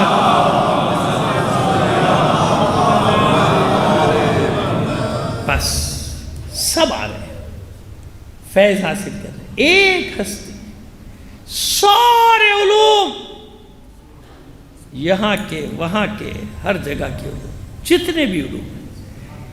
اب آپ کو پاکیزگی کا ایک واقعہ سناتا ہوں چھوٹا سا۔ ابو بصیر آپ جانتے ہیں نا، بہت بڑے صحابی، مشہور طریقے سے۔ یہ وہ صحابی ہے کہ امام نے سب کو منع کیا تھا کہ مسجد نبوی میں کسی سے مناظرہ نہ کرنا۔ کیوں؟ ہوتا کیا تھا جیسے آج ہوتا ہے، بحث کریں گے، پھر کوئی ایسا جذباتی مسئلہ چھیڑیں گے، آپ کے منہ سے کوئی جملہ نکلے گا، بھاگ جائیں گے تھانے، اوہ نے تو یہ کہہ دیا، اس نے تو کہہ دیا۔ تو امام نے منع کر رکھا تھا۔ ایک دن آپ کے صحابی غالباً حمران ابن عیون یہ مسجد میں گئے تو دیکھا کہ ابو بصیر بیٹھے ہوئے بحث کر رہے ہیں امامت کے مسئلے میں، کسی غصہ آ گیا تو ابو بصیر نے منع کیا۔ وہ ابو بصیر کو منع کیا حمران نے کہ یہ کیا کر رہے ہیں؟ معصوم نے منع کیا، کہا تمہیں منع کیا ہے؟ کہاں منع کیا؟ تم جاؤ، تم جاؤ۔ سیدھا امام کے پاس آئے کہ مولا آپ نے منع کیا تھا کہ بحث نہ کرو، مناظرہ نہ کرو، مباحثہ نہ کرو۔ وہ ابو بصیر مسجد نبی میں بیٹھا مباحثہ کر رہا ہے، مسکرانے لگے امام، کہنے لگے اس کو اجازت ہے۔ یعنی امام کو اپنے شاگردوں پہ اتنا یقین تھا کہ جس کو جس فیلڈ میں بھیج رہا ہوں وہ مار کھا کے نہیں آئے گا۔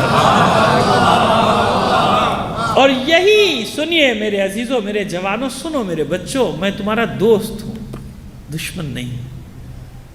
مجھے بھی وہ تقریریں کرنا آتی ہیں، اگر چاہوں تو کر سکتا ہوں جس کا ماحول ہے، لیکن بچوں مجھے یہ یقین ہے کہ میں کسی بھی وقت مر جاؤں گا، اور جب مر جاؤں گا تو قبر میں کیا ہوگا میرے ساتھ؟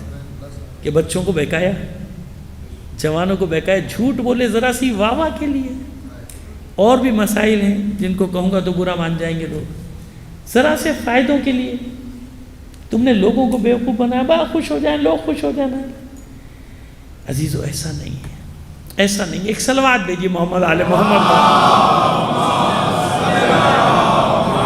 یہ ابو بصیر کو امام نے اتنا تیار کر دیا تھا، بہت سارے ہیں، حشام ابن حکم ہے، حشام ابن سالم ہے، عمران ابن عیون ہے، بکر ابن عیون، یہ چار بھائی تھے۔ چار بھائی، اب میں نے کہا نا ہزاروں کے نام، سینکڑوں کے تو میرے پاس لکھے ہوئے ہیں امام کے شاگردوں کے نام۔ تو یہ جناب پہنچے امام کی خدمت میں کہ مولا ایسے ایسے ہو رہا ہے۔ ابو بصیر کون ہے؟ اب سنیے آپ۔ ابو بصیر احتراماً امام کی خدمت میں بیٹھتے تھے، جبکہ ایک سطح پہ پہنچ چکے تھے امام کے بقول۔ تو امام نے کھڑا کیا، ابو بصیر کھڑے ہو جاؤ۔ ابو بصیر کھڑے ہو جاؤ۔ ابو بصیر جاؤ، اجلس فی مسجد المدینۃ وافت الناس، جاؤ، میرا حکم ہے کہ مسجد نبوی میں بیٹھو اور لوگوں کے لیے فتوے دو۔ مسجد نبوی میں بیٹھو اور لوگوں کے لیے۔ میری سمجھ میں ایک بات نہیں آئی، امام موجود ہے نا؟ موجود ہے نا؟ ارے جس کو پوچھنا ہے امام سے آ کے پوچھ لے بھائی۔ امام نے قیامت تک کے لیے راستہ بتایا، خبردار خبردار، جو ہمارے علوم کے وارث ہوں ان پر اعتماد کر، چلتے پھرتے نمونوں کے پیچھے نہیں، سوشل میڈیا پہ بیٹھے ہوئے کارٹونوں کے پیچھے نہیں، سوشل میڈیا کے پردے میں پلانٹڈ۔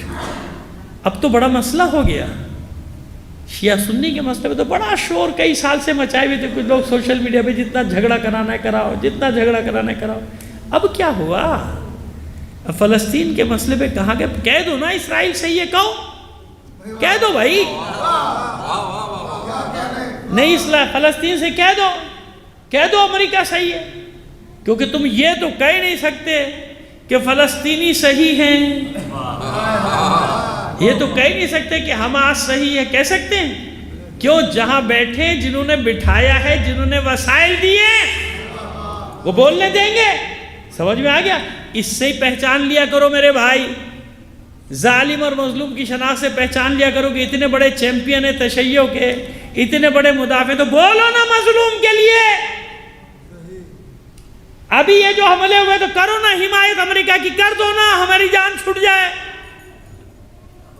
سمجھ آ گئی بات؟ تو میرے عزیزو، آنکھ، کان، دماغ، مولا عارفان نے فرمایا ہے کہ مومن کی دو آنکھیں یہ سر پہ ہوتی ہیں، ماتھے پہ، اور دو آنکھیں دل میں۔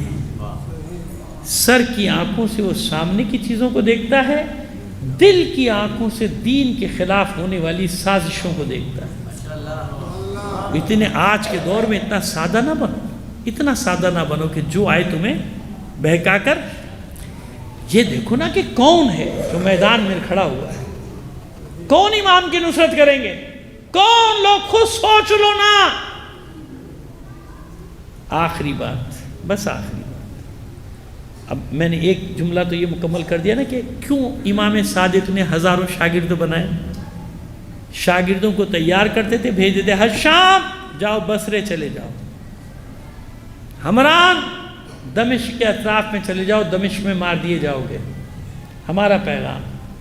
اور یہ جاتا تھا کہ یہ ہمارا، اس کی بات ہماری بات ہے، اس کی بات۔ تو اب اتنی سی بات سمجھ میں نہیں آتی کہ جو امام معصوم اپنی ظاہری حیات میں اپنے نائبین بنا بنا کے خوزستان، Sistan, Kurdistan, Azerbaijan, central Asia, پوری دنیا میں اپنے نائبین کو بھیج رہا ہے، وہ دنیا سے جاتے وقت اپنے شیعوں کو لاوارث چھوڑ دے گا۔ لاوارث چھوڑے گا، لاوارث چھوڑے گا۔ اگر نہ ہوتے ہمارے یہ بزرگ، کہتے کہ آیت اللہ خامنی، آیت اللہ سیستانی میں اختلاف ہے، تمہیں معلوم ہے کہ اسرائیل کے خلاف لڑائی کا سب سے پہلا فتویٰ آغا سیستانی نے دیا تھا۔ یہ جو حد الشعبی لڑ رہی ہے عراق میں، کس کی ہے؟ یہ کس کے حکم میں بنی ہے؟ ایران عراق کے ماحول الگ اپنی جگہ تھوڑی بہت حد تک، لیکن مرجعیت جانتی ہے۔ کیوں؟ مرجعیت کا کام خالی نماز روزے کے فتوے دینا نہیں۔ سن لو شیعہ، مرجعیت کا کام یہ نہیں ہے صرف کہ تمہیں روزے کے مسئلے بتائے، طہارت کے مسئلے بتائے، حج کے مسئلے بتائے، خمس کے مسئلے بتائے، زکوٰۃ کے مسئلہ ہے۔ مرجعیت کہا ہی اسے جاتا ہے کہ جو ساری دنیا کی یزیدی طاقتوں کے مقابلے میں مذہب حقہ کا دفاع کرے گی۔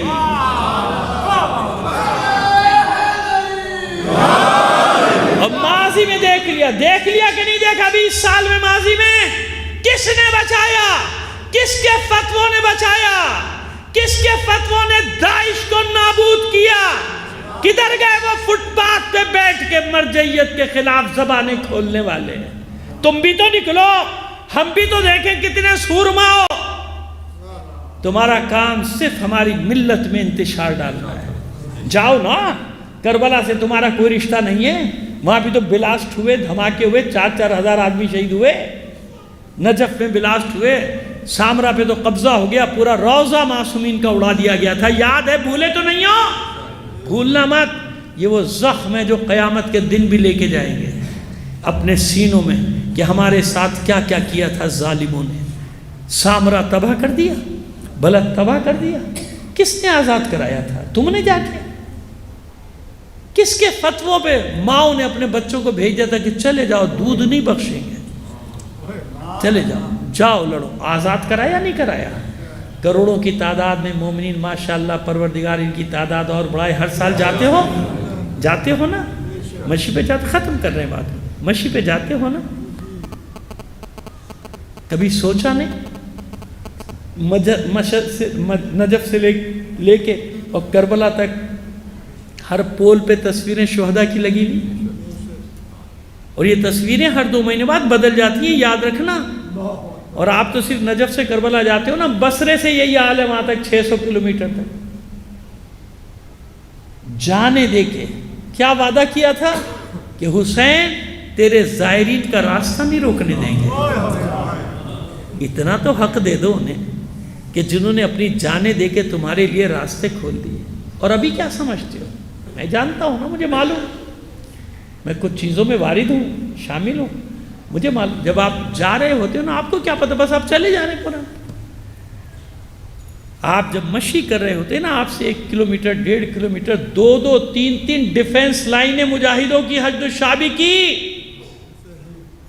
کیوں ہوتی ہیں؟ تاکہ زائرین حفاظت سے جائیں، حفاظت سے آئیں.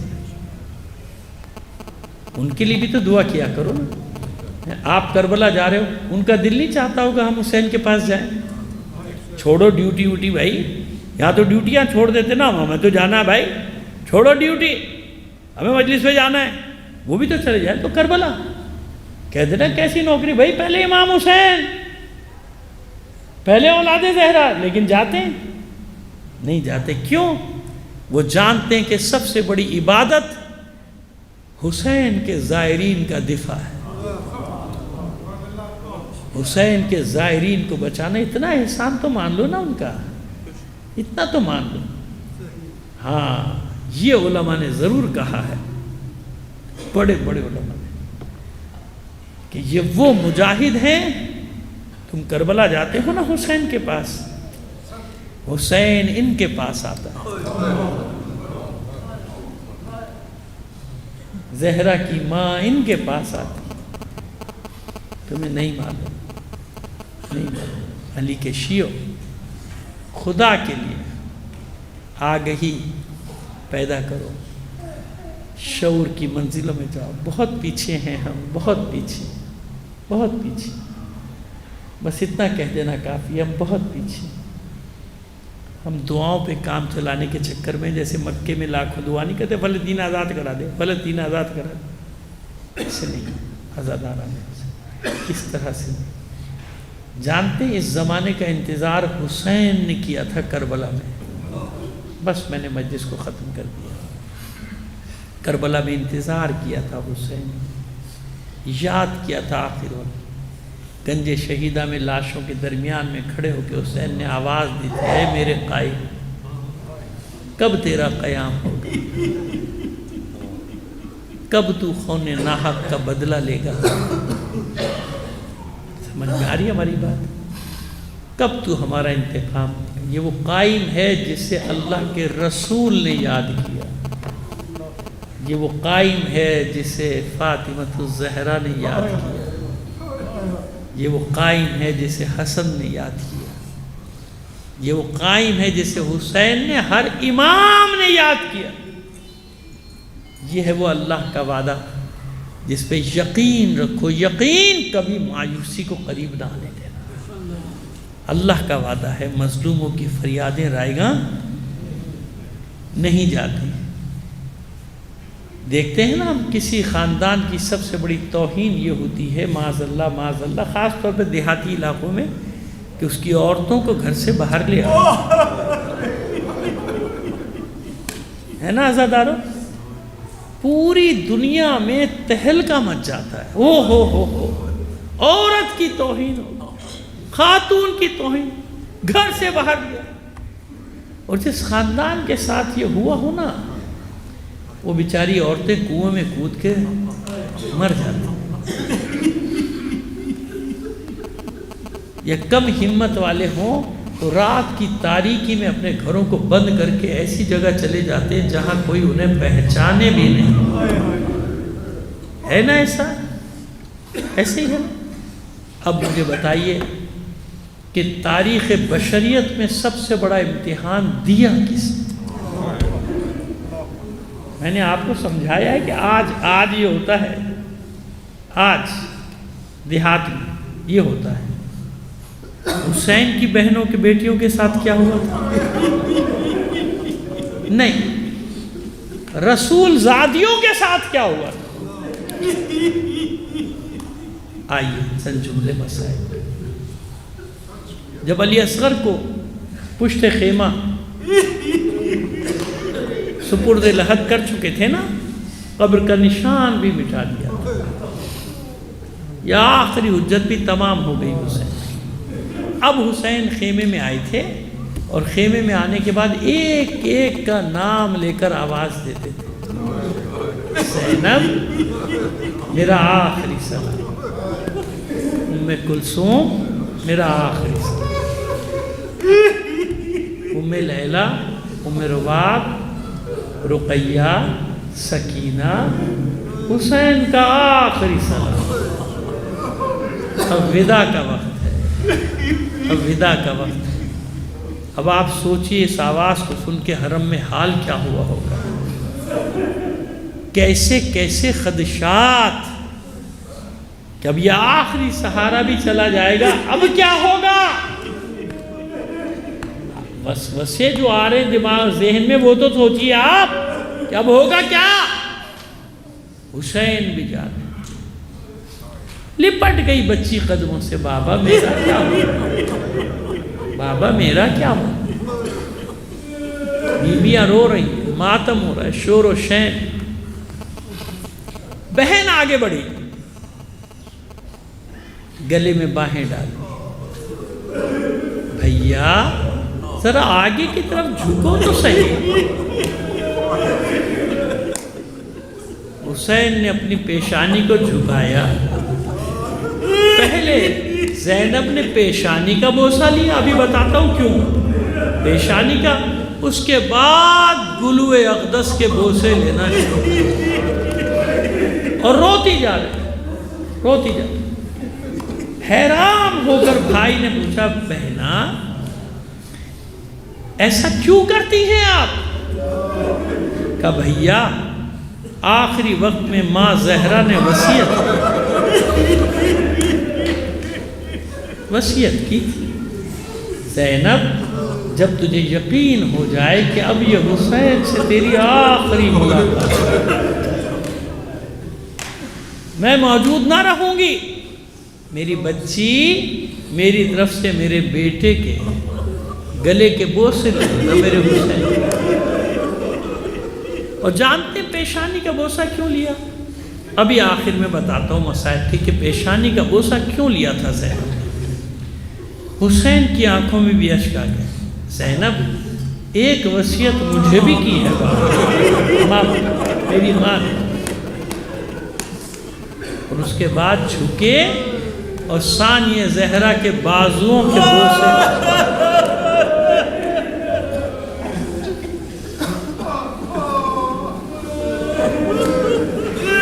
دیکھیے ایک بات بتائیں آپ کو، دو رخصتیں ہیں کربلا میں بس، یا ایک علی اکبر کی رخصت ہے یا حسین، لیکن حسین کی رخصت کا عالم لکھا ہے اور وہ بھی کم سے کم کوئی اس کا حق ادا کر نہیں سکتا حسین کی رخصت کے عالم کا، مگر ادنا سی بات جو لکھی وہ یہ لکھی کہ ایسا اس طرح سے حسین خیمے سے نکلے تھے جیسے بھرے گھر سے اکلوتے جوان کا لاشا نکل۔ ہاں چلتے چلتے حسین نے اتنا ضرور کہا تھا بہن سے، بہن جتنا رونا ہے رو لو، میرے بعد اب تمہیں رونے کا موقع بھی نہیں ملے۔ خیمے سے باہر نکلے حسین، نہ کوئی حاجب و دربار، نہ مرکبوں کی قطار، کوئی نہیں، کوئی سوار کرانے والا نہیں۔ حسرت سے حسین چاروں طرف دیکھ، گنج شہیدہ کا رخ کر کے آواز دی، میرے شیرو میں نے تم میں سے ہر ایک کو سوار کرایا، آؤ اب اپنے حسین کی سواری کی باغ بھی تو تھامو، اپنے مولا کو تو سوار کراؤ۔ عزاداران حسین، میرا یقین ہے کٹے ہوئے لاشیں تڑپنے لگے ہو، کوئی بعید نہیں کہ آوازیں آتی ہوں، مولا کیا کرے موت نے مجبور کر دیا، پھر زندگی دلوا دے، پھر تجھ پہ اپنی جان قربان کر دیں گے۔ ابھی حسین حسرت سے ایک ایک کو آواز دے رہے تھے، عباس، علی اکبر اور محمد قاسم۔ اچانک خیمے کا پردہ کھلا اور سر سے پیر تک چادر میں ملبوس ثانیہ زہرا دوڑی تھی۔ بھائی کی آواز سن کے تڑپ اٹھی تھی زینب، دوڑی، لجام فرس میں ہاتھ ڈال دیا اور فرماتی ہے بھیا بہن سوار کرائے گی تجھے، بہن سوار کرائے گی تجھے۔ بڑھے حسین آگے، کچھ قدم چلے تھے، ذوالجناح نے چلنے سے انکار کر دیا۔ فرماتے ہیں سید الشہداء، اے میرے اسپِ وفادار، بس یہ آخری زحمت دے رہا، مجھے میدان میں چھوڑا، پھر تجھے کوئی زحمت نہیں ہوگی۔ اس اسپِ وفادار نے اپنی نظریں نیچے زمین کی طرف چھوڑا۔ اب جب ذوالجناح کی نگاہوں کے ساتھ حسین کی نگاہیں نیچے گئیں تو کیا دیکھا؟ قدموں سے سینے پہ سونے والی سکینہ اور ذوالجناح سے خطاب کر کے کہہ رہی ہے، اے ذوالجناح میرے بابا کو نہ لے، جو بھی تجھ پہ سوار ہو کر گیا واپس نہیں آیا، میرے بابا کو نہ لے جا۔ حسین اتر آئے ذوالجناح سے، بچی کو آغوش میں لیا، پیار میری بچی۔ اب یہ جو میرے بزرگ بیان کرتے ہیں وہی الفاظ میرے الفاظ ہیں، واقعہ وہی بیان کر رہا ہوں۔ میری بچی، جب واقع کربلا کی خبر دی گئی تھی نا ہمیں، تو ہم نے دعا کی تھی معبود ایک ایسی بیٹی دے جو میرے بغیر نہ رہ سکے، میں اس کے بغیر نہ رہ سکے، اور جب تیری راہ میں مجھے اسے چھوڑ کر جانا پڑے تو میں چھوڑ کر چلا جاؤں۔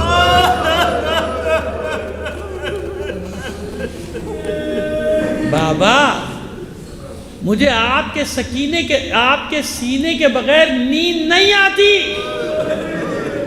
اے میری بچی، کیا میں تجھے اپنے سینے پر لٹائے بغیر سو سکتا ہوں؟ لیکن میری بچی یہ امتحان تو دینا ہو۔ بچی کہتی اچھا بابا، جاتے جاتے اگر تھوڑا سا پانی کا کوئی بندوبست، پیاس ہلاک کیے ڈال دی۔ ساقی کوثر کا، مالک کوثر کا بیٹا حسین اگر ٹھوکر مار دے اور پانی کا چشمہ جاری نہ ہو جائے تو کون سی ایسی بات ہے؟ وارث اسماعیل ہے، ٹھوکر ماری، پانی کا چشمہ جاری ہوا۔ بچی نے جو ہی قدم بڑھایا روک دیا حسین۔ میری بچی ایک بات سن لے پھر پانی پی لینا۔ رک گئی بچی۔ میری بچی یاد رکھ، اگر تو نے پانی پی لیا نا تو قیامت تک یہ بات رہ جائے گی کہ حسین کے لشکر میں ایک بچی ایسی تھی جو پیاس برداشت نہ کر سکتی۔ اور اے میری سکینہ، تیرا بھائی 6 ماہ کا علی اصغر بھی تو پیاسا گیا ہے۔ اتنا سننا تھا، بچی نے باپ کی آغوش کو چھوڑا، پیچھے ہٹ گئی، اور پیچھے ہٹنے کے بعد کہتی ہے بابا اب کسی سے پانی نہیں مانگوں۔ اور یقین جانیے پھر سکینہ نے کسی سے پانی مانگا نہیں۔ یاد ہے نا شب عاشور پانی آیا تھا تو پانی کا کوزہ لے کے دوڑی تھی قتلگاہ کی طرف، کس کے لیے؟ میرا ننھا بھائی علی اصغر بھی تو پیاسا۔ سمیٹے بیان کو، حسین آئے، آخری بار حجت تمام کی، حملہ کیا۔ پہلا حملہ علی کے شیر کا، کوفے اور شام کا لشکر کوفے کی سرحدوں سے ٹکرانے لگا۔ واپس آئے حسین، گنج شہیدہ کا رخ کر کے آواز دی، اے میرے شیرو، اے حبیب، اے ابن اوسجہ، اے عباس، اے علی اکبر، اے قاسم، میں نے تمہارے ایک ایک وار پہ داد دی تھی۔ آؤ اب اپنے مولا کی جنگ دیکھو۔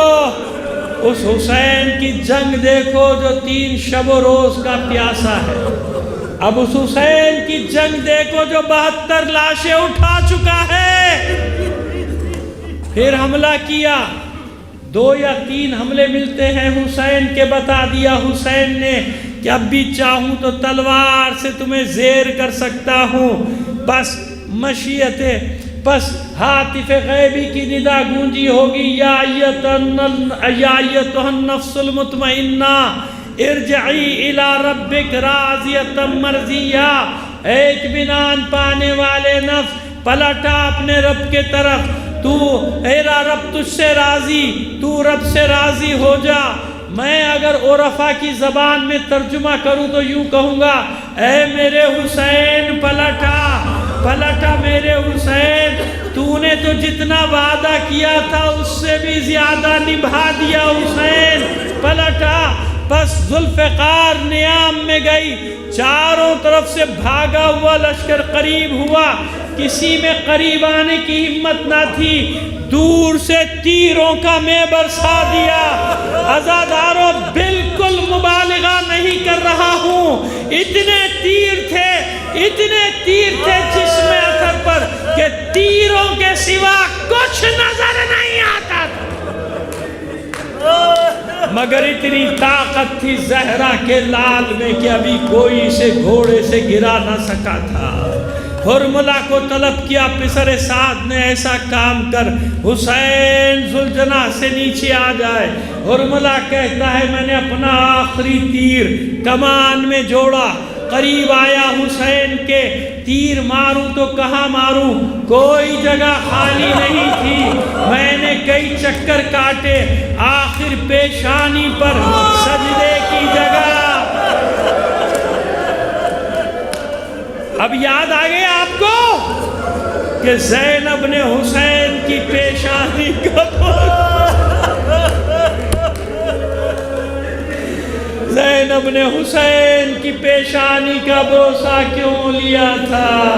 بس سامنے آیا, پیشانی پہ سجدے کی جگہ خالی نظر آئی. اتنے قریب سے آہنی تیر مارا کہ حسین کی پیشانی کو توڑتا ہوا تیر اندر تک پیوست ہو گیا. بس اس تیر کا لگنا تھا. زہرا کا لال ذوالجناح پہ ڈگمگانے لگا. ذوالجناح نے دیکھا میرا سوار گرنے والا ہے. اس وفادار حیوان نے اپنے چاروں پیر چیر دیے تھے تاکہ بلندی کم سے کم ہو جائے.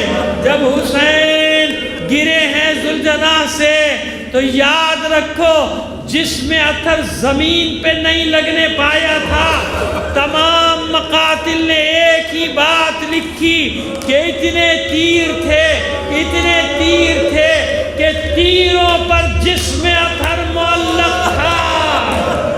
لیکن میں ایک اور بات کہوں گا, تیر ہو یا نہ ہو, حسین کا جسم نازنی زمین سے نہیں لگ سکتا تھا.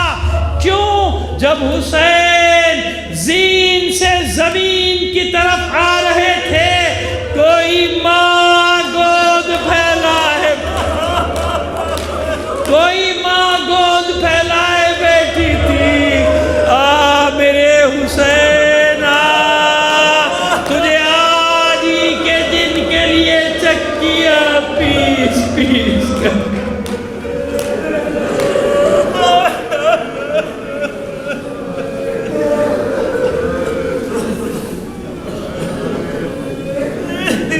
اللہ لعنت اللہ علی القوم الظالمین.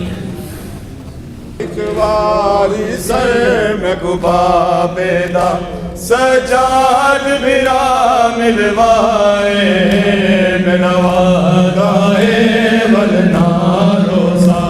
اقبالی سر میں گبا پیدا سجاد میرا ملوائے میرا وعدہ ولنا روزہ.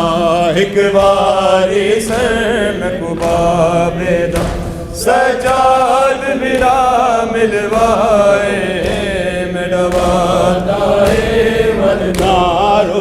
ہو میں خاک تیری درمی آدھی جد سمجھی ہاں کر دکھ ویلے میں خاک تیری درمی آدھی جد سمجھی ہاں کر دکھ ویلے او میں خوش مردما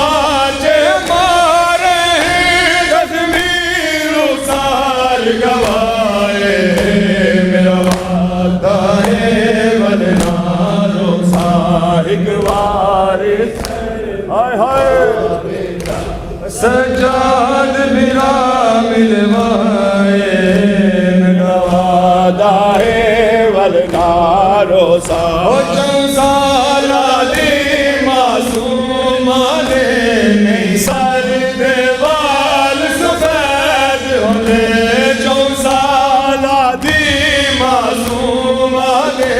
نہیں سر دیوال سفید ہونے او میں واگ ضعیف ہو گیا دکھ بابے دا کھائے میرا وعدہ ہے ورنہ روزہ اقباری سر میں مبابے سجاد میرا ملوائے میرا وعدہ ہے ولنارو ہو میری میت امانت دفن کری گن وطن ودین نال اپنے میری میت امانت دفن کری گن وطن ودین نال اپنے او میں گمابے کول سما چھوڑی جب ہوئی قید رہائے میرا وعدہ ہے ولنارو اقباری سر گبابے دا سجاد برا ملوائے میرا وعدہ ہے ولنارو او میں پیوندی ماتم دار جدوں زندان شام جمر ویسا میں پیوندی ماتم دار جدوں زندان شام جمر ویسا او میں کو دفن کری سجاد بلائے میلا چولا پائے میرا وعدہ ہے ولنارو اقباری سر میں گبابے دا سجاد میرا ملوائے میرا وعدہ ہے ولنارو